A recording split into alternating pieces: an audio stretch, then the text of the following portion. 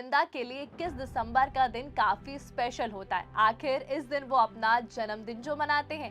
इस साल वो पूरे 62 साल के हो गए। दुनिया भर में मौजूद उनके चाहने वालों ने उन्हें सोशल मीडिया के जरिए बधाई दी। इंटरनेट पर उनके लिए विशेस की ढेर लग गई। हाँ, बस इस खास दिन पर गोविंदा के साथ वो शख्स मौजूद नहीं रहा जिसकी वजह से वो इस दुनिया में आए।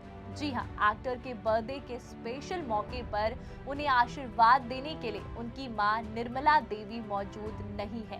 एक्टर की मां इस दुनिया में नहीं है, वो भी वो मां जिनके वो कभी पैर धोकर पिया करते थे। दरअसल साल 1996 में गोविंदा की मां का निधन हो गया था। बॉलीवुड के हीरो नंबर 1 कही जाने वाले गोविंदा मां निर्मला देवी की काफी करीब रहे।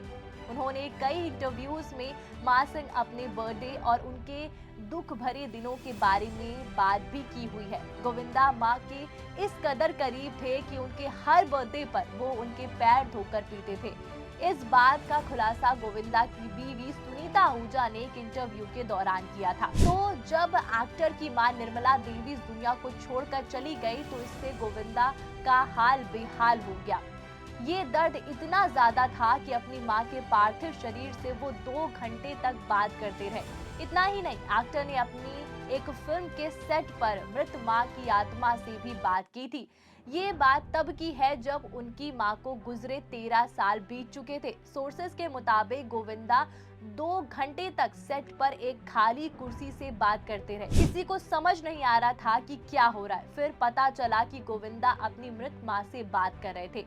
ये नजारा देखकर सेट पर हर किसी को डर लग रहा था। इसके बाद गोविंदा ने भाई कीर्ति को बुलाया और कहा कि मां को अपने साथ घर ले जाओ। रिपोर्ट्स में ये भी बताया गया कि घर पर जो भी आता गोविंदा सबको यही बताते कि मां उनके कमरे में साथ रहती है। गोविंदा यही नहीं, उनके भाई कीर्ति कुमार भी मां की आत्मा से बात करते थे। इसका दावा साल 2009 में एक रिपोर्ट में किया गया था। बता दें कि गोविंदा की तरह उनकी मां भी इंडस्ट्री का हिस्सा रही थी। दरअसल गोविंदा का जन्म 21 दिसंबर 1963 को मुंबई में अरुण आहूजा और निर्मला देवी के घर पर हुआ। गोविंदा के पिता अरुण आहूजा खुद भी एक एक्टर और फिल्म प्रोड्यूसर थे, लेकिन कभी उन्हें अपने बेटे जैसी सक्सेस नसीब नहीं हुई। वही गोविंदा की मां निर्मला देवी एक सिंगर और एक्ट्रेस थी, यानी गोविंदा के माता पिता अपने दौर के जाने माने सितारे थे। गोविंदा भले ही 2 जाने माने स्टार्स के बेटे थे, लेकिन उनका बचपन काफी मुश्किलों भरा रहा। स्टार किड होने के बाद भी उनका बचपन चौल में कटा। गोविंदा शुरुआती दिनों में अपने परिवार के साथ मुंबई के विरार इलाके में एक चौल में रहते थे। फिर चौल से निकलकर गोविंदा ने बॉलीवुड में अपनी पहचान बनाई। 90 के दशक के सबसे बड़े स्टार में से एक बने। आपको बता दें कि निर्मला देवी के नाम से मशहूर हुई गोविंदा की मां पहले मुस्लिम थी, लेकिन बाद में उन्होंने अपना धर्म बदल लिया और वो हिंदू बन गई। उनका जन्म 7 जून 1927 को वाराणसी में हुआ। उनका असली नाम नजमा था। वो बनारस के एक संगीत घराने से ताल्लुक रखती थी। वो शुरुआत से ही संगीत से भरे माहौल में पली बड़ी और क्लासिक सिंगर थी। उन्होंने 1941 में अरुण आहूजा से शादी कर ली और फिर अपना धर्म बदलकर निर्मला देवी बन गई। अरुण आहूजा से शादी के बाद निर्मला देवी के 5 बच्चे हुए। उनका नाम पद्मा और कामिनी और कीर्ति कुमार और पुष्पा आनंद और गोविंदा है। गोविंदा के जन्म के बाद धीरे धीरे निर्मला देवी भक्ति में डूब गई और आखिरकार साध्वी बन गई। 15 जून 1996 को उन्होंने अपनी आखिरी सांस ली। गोविंदा ने एक इंटरव्यू में दावा किया था कि उनकी मां ने अपनी मौत की भविष्यवाणी पहले ही कर दी थी। अब बात यहाँ पर गोविंदा की करें तो एक्टर ने अपनी फिल्मी करियर की शुरुआत 1986 में फिल्म इल्जाम से की थी, जो बॉक्स ऑफिस पर हिट साबित हुई। इस फिल्म ने उन्हें रातों रात स्टार बना दिया। इसके बाद उन्होंने एक के बाद एक हिट फिल्में दी। फिर 90 के दशक में गोविंदा ने बॉलीवुड में जो जादू दिखाया वो शायद किसी और स्टार ने ना दिखाया हो। डायरेक्टर डेविड धवन के साथ उनकी जोड़ी ने इंडस्ट्री में नया ट्रेंड सेट कर दिया। इन दोनों ने मिलकर दर्जनों सुपरहिट फिल्में दी, जिसमें राजा बाबू, कुली नंबर 1, हीरो नंबर 1 और सजना चले ससुराल और बड़े मियाँ छोटे मियाँ, हसीना मान जाएगी शामिल रही।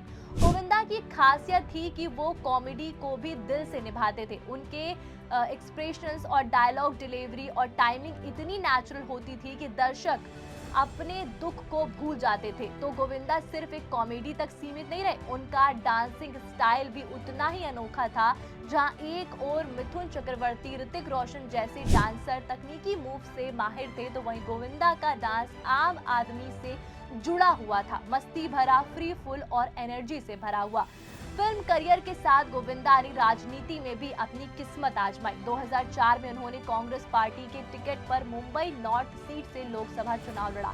बीजेपी के राम नाईक को हराकर सांसद बने और हालांकि राजनीति में वो ज्यादा समय नहीं दे सके। काम का दबाव और फिल्मों से दूरी उन्हें राजनीति से भी दूरी बना दी और गोविंदा की पर्सनल लाइफ भी दिलचस्प रही। उन्होंने साल 1987 में सुनीता से शादी की, जो उनकी चाची के रिश्ते से जुड़ी हुई थी और दोनों की मुलाकात तब हुई जब गोविंदा अभी फिल्म इंडस्ट्री में स्ट्रगल कर रहे थे। सुनीता मॉडर्न और स्टाइलिश लड़की थी, जबकि गोविंदा देसी और शर्मीले स्वभाव के थे। दोनों के बीच काफी मतभेद भी रहे, लेकिन प्यार ने जीत हासिल की। दोनों के 2 बच्चे हैं, एक टीना आहूजा और यशवर्धन आहूजा। और टीना ने फिल्मों में भी कदम रखा, लेकिन गोविंदा की तरह सफलता नहीं पा सकी। यश भी स्क्रीन का हिस्सा है। साथ ही गोविंदा की कुल नेटवर्थ की बात करें तो 120 से 130 करोड़ रुपए है के आसपास मानी जाती। उनकी कमाई फिल्म और ब्रांड एंडोर्समेंट और रियल एस्टेट इन्वेस्टमेंट से आती है। मुंबई में उनका एक शानदार बंगला है और साथ ही उन्होंने विरार और गोरेगांव में कई प्रॉपर्टीज में निवेश किया है। बहरहाल आज गोविंदा फिल्मों में भले ही कम नजर आते हो, लेकिन सोशल मीडिया पे उनकी जबरदस्त फैन फॉलोइंग है। उनके पुरानी गाने, डांस वीडियोस अभी भी वायरल होते हैं। वो कभी कभी इवेंट्स और अवार्ड शो में परफॉर्म करते रहते हैं।